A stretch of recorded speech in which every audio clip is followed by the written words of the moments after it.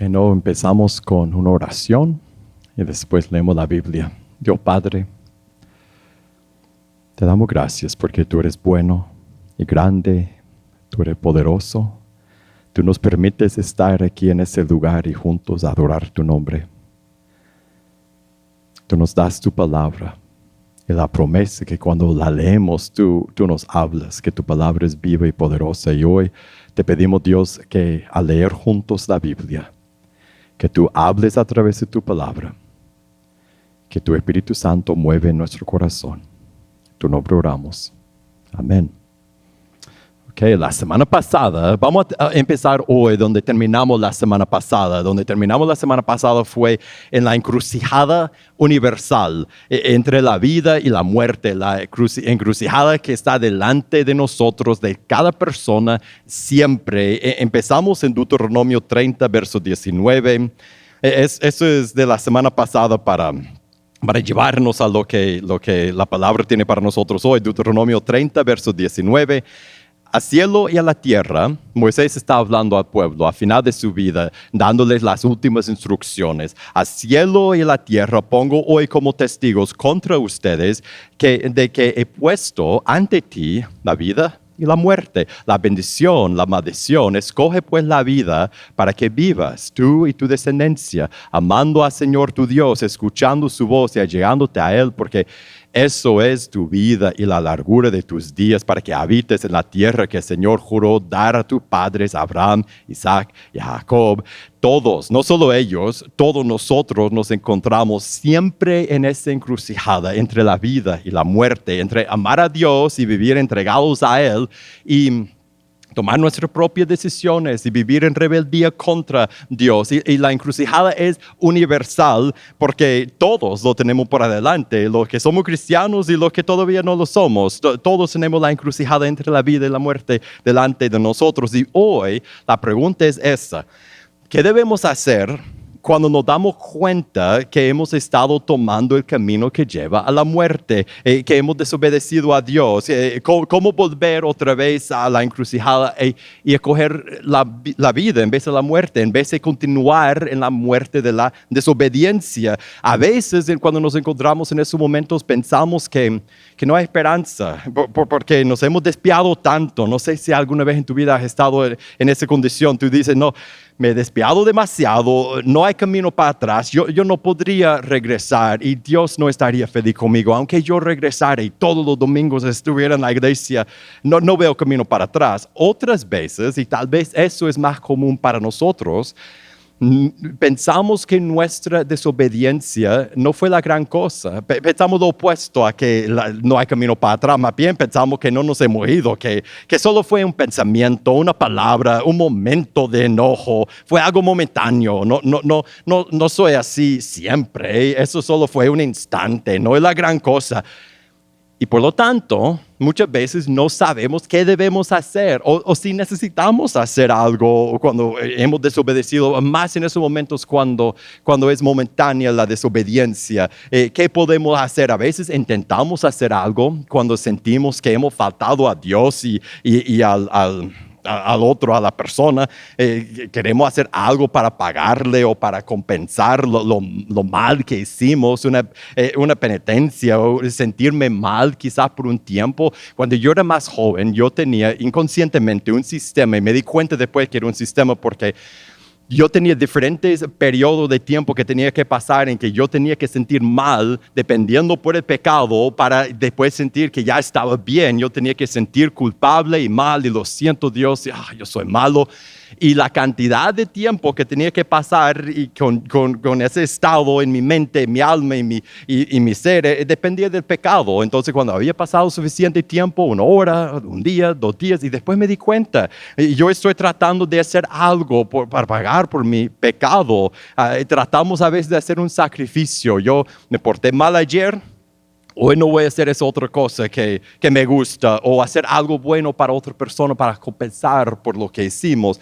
¿Qué debemos hacer en esos momentos, cuando nos damos cuenta que hemos desobedecido a Dios en algo grande, de años o de meses o de algo del momento, un pecado momentáneo, el texto que vamos a ver hoy en el Deuteronomio 30 nos enseña qué debemos hacer en esos momentos. Para que el texto tenga sentido, tenemos que empezar antes. Entonces, antes de llegar a Deuteronomio 30, en el 29, y no lo vamos a leer todo, lo deben leer en un devocional familiar, pero en el 29 Moisés establece el pacto entre ellos y Dios y les recuerda de cómo Dios los había cuidado en el desierto, de cómo los había protegido, y les dice que son y que serán, y su descendencia también será el pueblo de Dios, y les advierte fuertemente a no alejarse de Dios, y les dice todo, y al final del capítulo 29 se pone bien pesado, porque él les dice todas las maldades que vendrán sobre ellos si llegan a abandonar a Dios, y los deja ahí. Y después en el 30 les dice qué hacer cuando se encuentran algún día en esa situación de haber abandonado a Dios. En el 30 verso 1 dice: y sucederá que cuando todas esas cosas hayan venido sobre ti, o sea, están en plena, están en miseria porque se han dejado a Dios, están viviendo en la muerte que han escogido.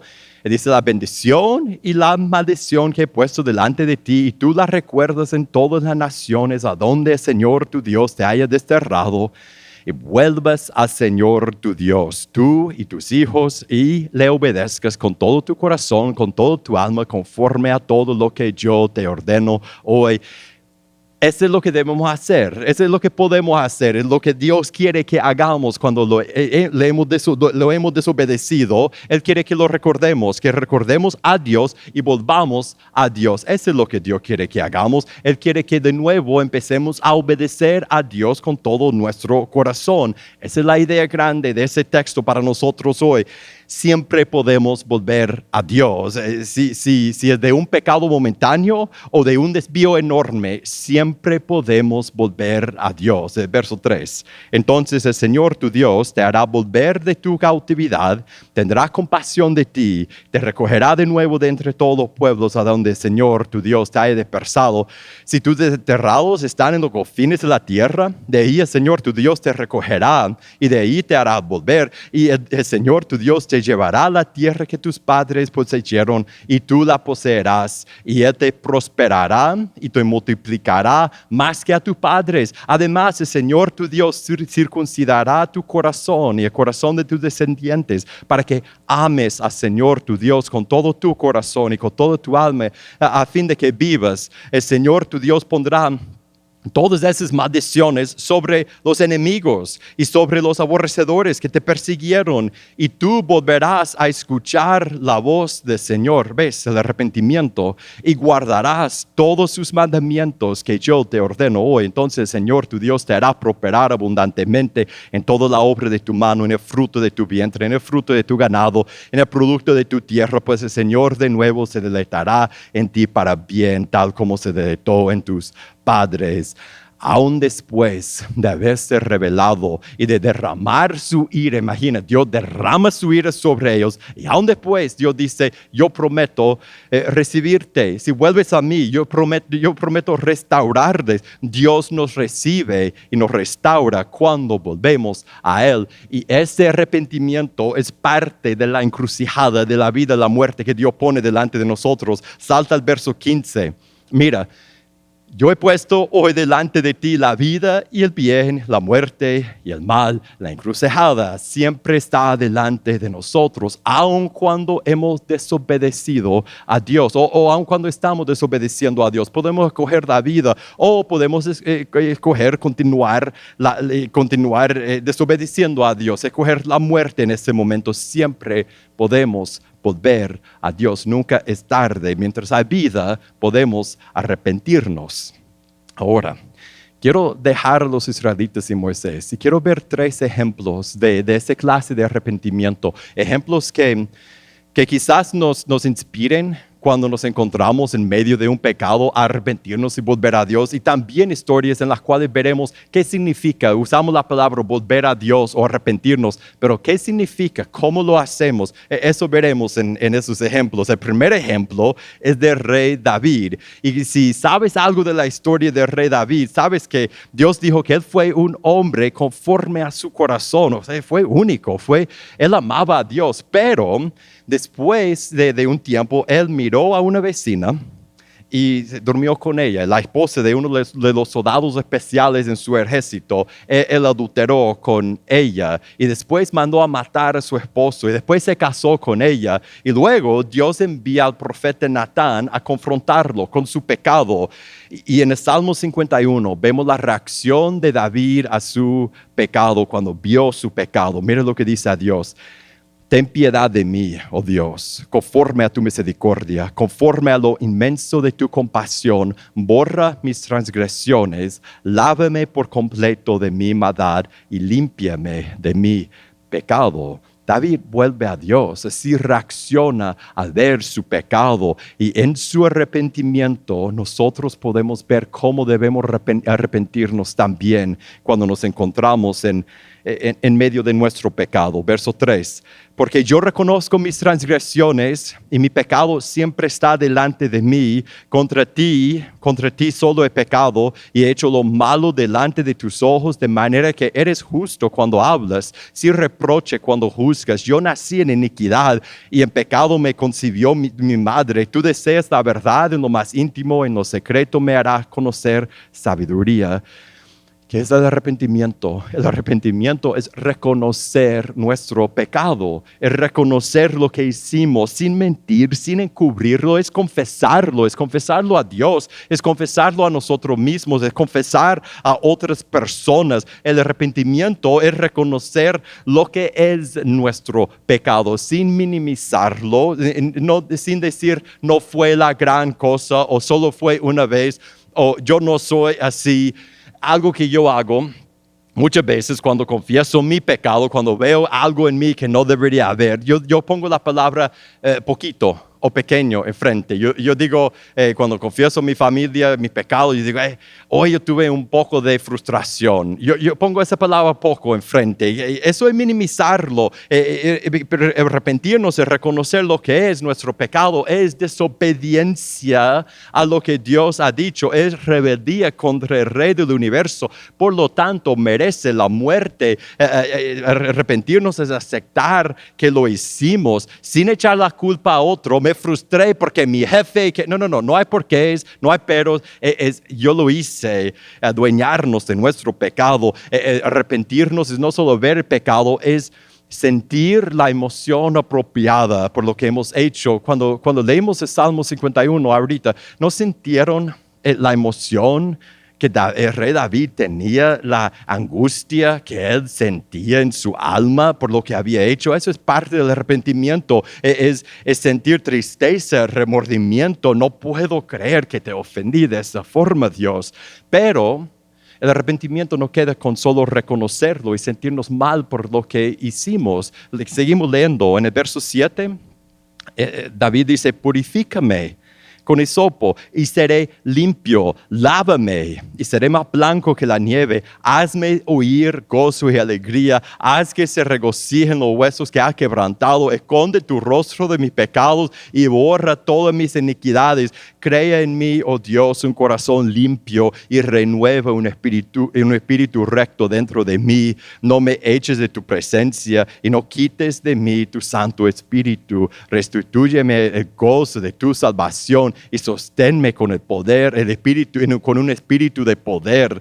Entonces enseñaré a los transgresores tus caminos y los pecadores se convertirán a ti.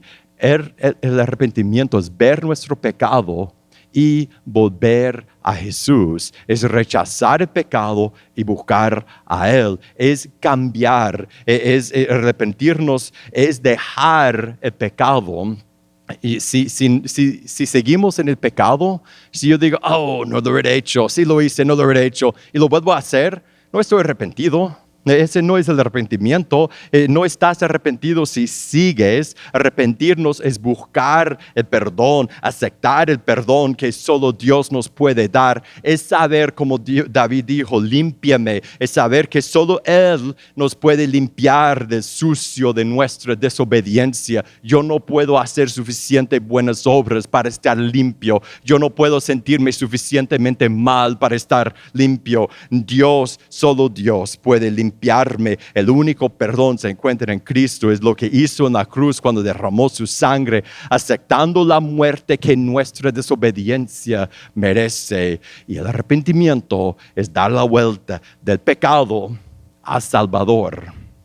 Es un ejemplo del arrepentimiento de David. Otro ejemplo, no pasó en la vida real, es una historia que contó Jesús. Es la parábola del hijo pródigo, la historia que Jesús contó en Lucas 15, verso 11. Jesús añadió, cierto hombre tenía 2 hijos.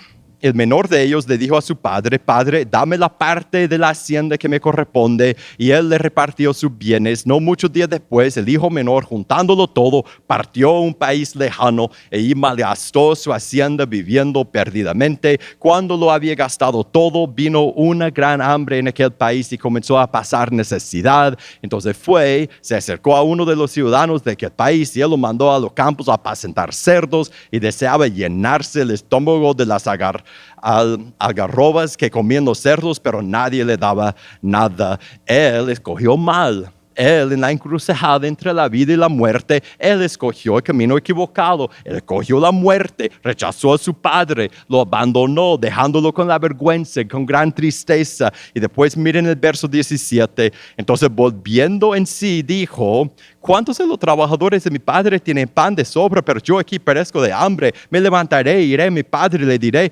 Padre, he pecado contra el cielo y contra ti. Ya no soy digno de ser llamado hijo tuyo. Hazme como uno de tus trabajadores. Él se arrepiente. Él está dispuesto a ir a su padre y decir, voy a hacer lo que tenga que hacer, lo que sea para pagar por mi pecado. Él deja su rebeldía, su desobediencia y vuelve a su padre. Y mira la reacción del padre en el verso 20. Levantándose, el muchacho fue a su padre.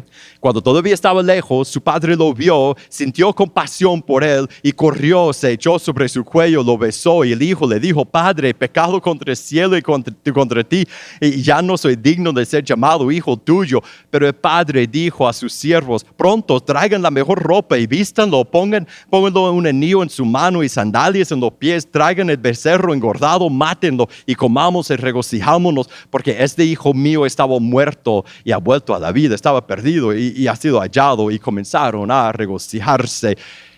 Mira la reacción del padre al arrepentimiento del hijo.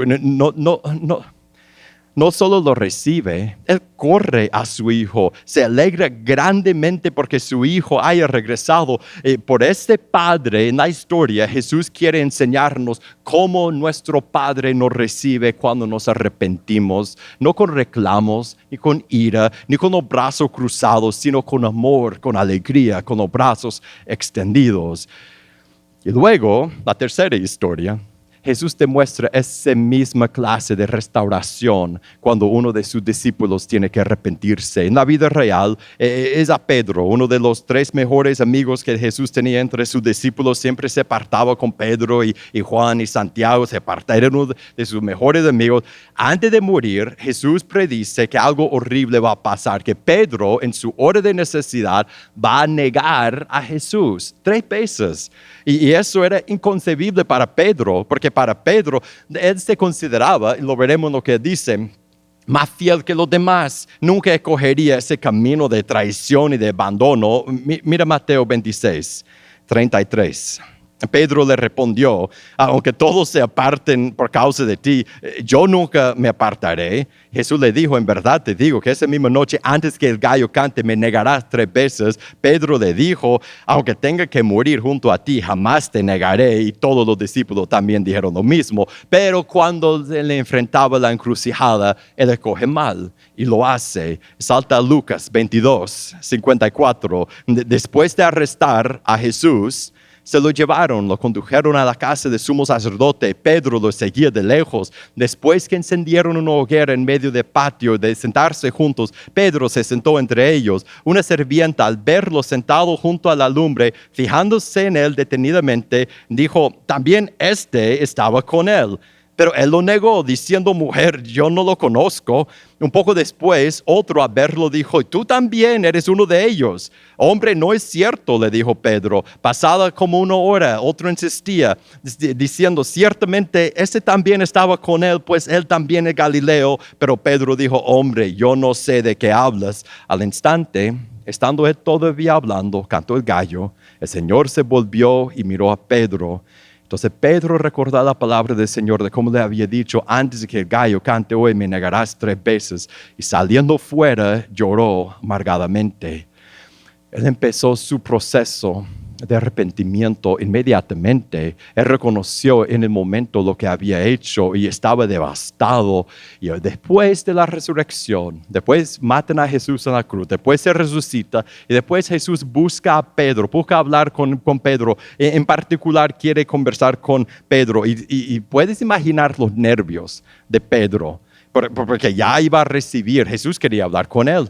Ya iba a recibir las consecuencias por su traición. Sería que Jesús lo iba a botar de los discípulos, a decir: ya somos 11, no te ocupamos, o quitarle su liderazgo. Mira lo que le dice Jesús en el verso 15 de Juan 21. Cuando acabaron de desayunar, Jesús dijo a Simón Pedro: Simón, hijo de Juan, ¿me amas más que estos?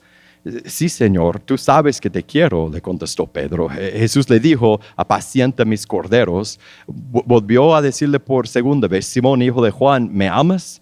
Sí, Señor, tú sabes que te quiero, le contestó Pedro. Jesús le dijo: pastorea mis ovejas. Jesús le dijo por tercera vez: Simón, hijo de Juan, ¿me quieres? Pedro se entristeció porque la tercera vez le dijo: ¿me quieres? Y le respondió: Señor, tú lo sabes todo. Tú sabes que te quiero. Apacienta mis ovejas, le dijo Jesús. No le corrió, no le reclamó, ni siquiera le mencionó la traición. Más bien lo que hizo fue guiarlo a volverse a él. Guió a Pedro a volverse a Jesús. Por decir: me amas, le hace afirmar su amor y su compromiso a Salvador, y después lo restaura. No lo pone afuera, le da de nuevo su cargo, le da responsabilidad en su reino. Lo que vemos en lo que dijo Moisés, en lo que hizo David, en lo que hizo el padre del hijo pródigo, en lo que hizo Jesús con Pedro. Muchas veces nosotros escogemos la vida de muerte, pero siempre podemos volver a Dios. Y cuando lo hacemos, cuando dejamos nuestra rebeldía, cuando dejamos nuestra desobediencia, el Padre nos recibe con los brazos abiertos. El Salvador nos perdona. Nuestro Señor nos restaura a nuestro puesto de hijo amado en su reino, lleno de su Espíritu, encargado con llevar su evangelio a los demás. Siempre podemos volver a Dios. Y la pregunta para nosotros ahora es: ¿qué debemos hacer? Lo que debemos hacer es aprender a arrepentirnos. Todos debemos arrepentirnos.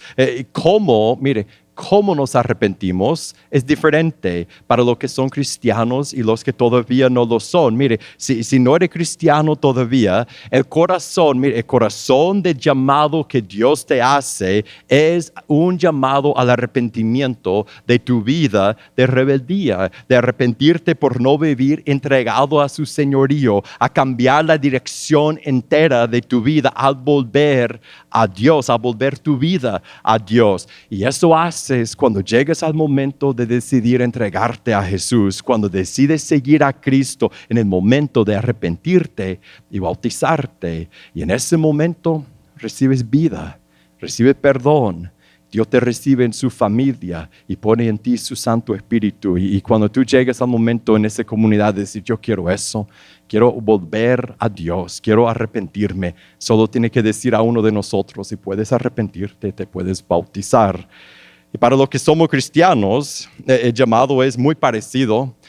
Nosotros debemos desarrollar el hábito de arrepentirnos constantemente. Eso es para ti si te has alejado de Dios grandemente en tu vida. Dios te llama a volver a Él hoy. Y eso es para ti si eres cristiano y si tienes un pecado persistente que no has dejado. Tal vez durante todo ese mensaje el Espíritu Santo te ha estado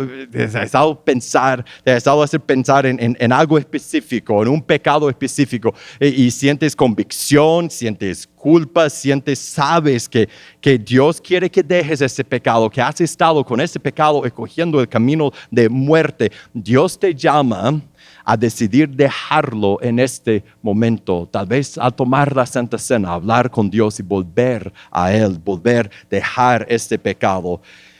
Y también el arrepentimiento es para ti si caminas con Cristo y tú dices, no me he desviado, pero sabes, como todos, que a diario en algunos momentos le desobedeces.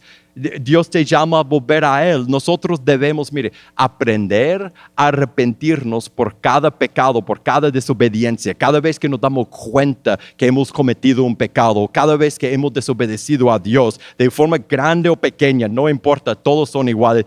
No esperar que estemos amarrados en un pecado grande y persistente para arrepentirnos. Cuando nos damos cuenta de cualquier pecado, lo que debemos hacer es reconocerlo, debemos confesarlo, debemos decir, yo lo hice, sin justificarnos, sin explicar todas las razones por las cuales tuvimos que adueñarnos de nuestro pecado. Debemos sentir en este momento el peso de nuestra obediencia. Yo desobedecí a mi padre por la forma que hablé a mis hijos. En este instante yo desobedecí a Dios y Cristo cargó este pecado a la cruz. Debemos en ese momento decir a dejarlo. Ya no voy a ser así, ya no voy a hablar así, ya no voy a pensar así, ya no voy a sentir, ya no voy a ser así. Debemos decidir dejarlo y volver a Cristo. Decir en voz alta, yo vuelvo a ti, Cristo. Yo rechazo este pecado. Yo escojo a ti. Y en ese momento, si estás con otros o en tu mente, como sea, agradecerle por su perdón. Decirle gracias, Dios, gracias por perdonarme. Gracias por perdonar este pecado en la cruz.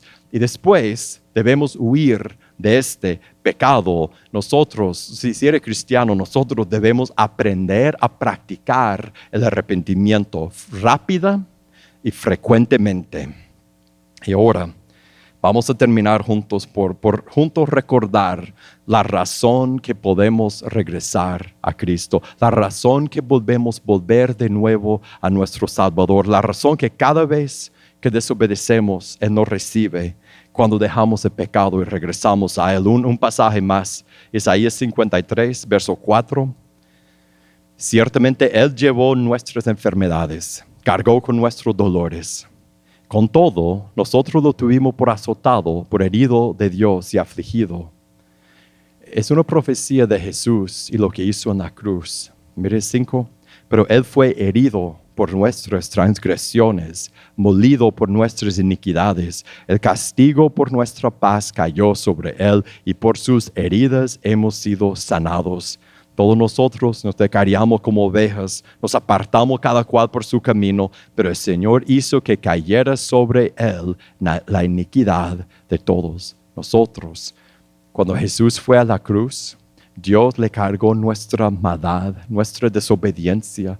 Él fue herido por nuestra culpa, la culpa nuestra que Él cargó. Y por eso, cada vez que nos arrepentimos de un pecado, podemos mirar y decir, gracias por perdonarme por lo que acabo de hacer, porque Él lo cargó en la cruz. Eso es increíble.